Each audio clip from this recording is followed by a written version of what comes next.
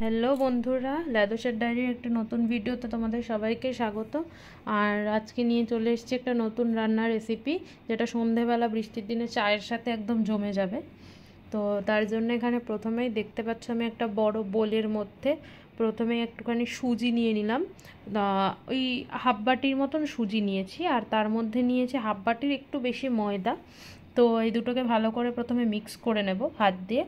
আর mix করার পরে এর মধ্যে দেবো কিছুটা মতন কালো জিরে, দেবো এই ছোটো স্পুনের মানে হাফ স্পুন মতন দিয়ে একটুখানি ওটাকেও ভালো করে মিক্স করে নিয়ে এর মধ্যে দেবো ময়াম। আর ময়াম দেবো হচ্ছে ওই 4 চামচ মতন তেল দিয়েছি ময়ামের জন্য। আর ওই পিঙ্ক সল্ট যেটা আমরা রান্নাতে খাই, তো পিঙ্ক সল্ট দিয়েছি কিছুটা, দিয়ে এটাকে ভালো করে মেখে নেব। তো সাদা তেল দিয়ে ময়াম দিয়েছি কিন্তু। আর মাখবার জন্য একটুখানি গরম জলই ব্যবহার করেছি, আমি একটু গরম জল দিয়েই মাখি। আর একটু নরম নরম করেই মেখেছি, কারণ যেহেতু সুজি, তো সুজি কিন্তু ভীষণ জল টানে। তো তাই জন্য একটু নরম করে মেখেছি, যাতে মাখার পরে কিছুক্ষণ যখন থাকবে তারপরে যেন একটু টাইট হয়ে যাবে। তো একটু নরম করেই তোমরা মেখো। আর এখানে দেখতে পাচ্ছ আমি কতটা নরম করে মেখে রেখেছি। মেখে এটাকে এখন রেস্টে রেখে দেবো এই আধ ঘন্টা মতন। আমি একটা পরিষ্কার গামছা দিয়ে ঢাকা দিয়ে রেখে দিয়েছিলাম। আর এখানে আধ ঘন্টা পরে দেখো সুজিটা কেমন টাইট হয়ে গেছে, মাখাটা, সুজি আর ময়দার যে মাখাটা।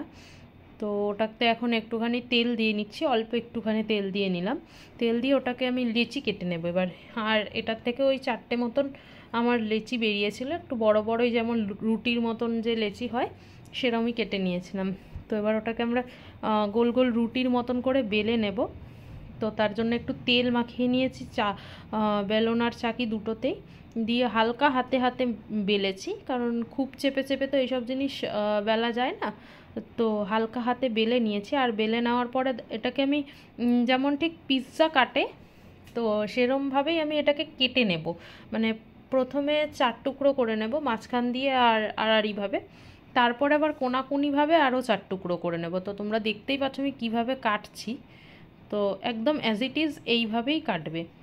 আর কাটার পরে এটাকে ওই পেঁচিয়ে পেঁচিয়ে, মানে গোল যে বড় চওড়া দিকটা আছে, তো সেই দিকটার থেকে পেঁচিয়ে পেঁচিয়ে সরু দিকটায় নিয়ে আসবে।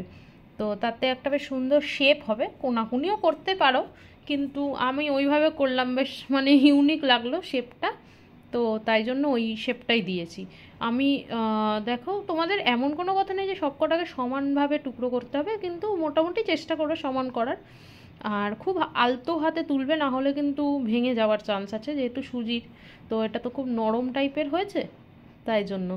আর এই দেখো শেপটা দেখো একদম এরকম হবে। আর এরমভাবে আমি সব কটাকেই করে নিচ্ছিলাম, করে নিয়ে আর তারপরে এক জায়গায় রাখছিলাম করে করে। এখানে দেখো আর একটাও বেলে নিয়ে দেখিয়ে দিচ্ছে তোমাদেরকে। তো ওই সেমভাবেই বেশ আলতো হাতেই বেশ বড় করেই একটু বেলে নিচ্ছি। বেলে নেওয়ার পর একটু ঘুরিয়ে ঘুরিয়ে তুলে তুলে বেলেছি। বেলে নেওয়ার পর এটাকে পিস পিস করে কেটে নিচ্ছি, যেমনভাবে বললাম। পিস পিস তো নয়, ওই আর কি কোনাকুনিভাবে। আর কাটার পরে ঠিক যেমন পিৎজা, লার্জ পিৎজাগুলো যেমন কাটে তেমনভাবেই কেটে নিয়েছি। কেটে নেওয়ার পরে এটাকে এই দেখো বুড়ো আঙুল দিয়ে হালকা হালকা করে করে তুলে নিচ্ছি। আর এখানে কড়াই বসিয়ে দিয়েছিলাম গরম হতে, কড়াই গরম হয়ে গেছে। আর এর মধ্যে আমি এখন কিছুটা সাদা তেল দিয়ে নিচ্ছি, মানে একটু বেশি পরিমাণেই দিচ্ছি, কারণ এগুলো একটুখানি ডুবো তেলেই ভাজতে হয়।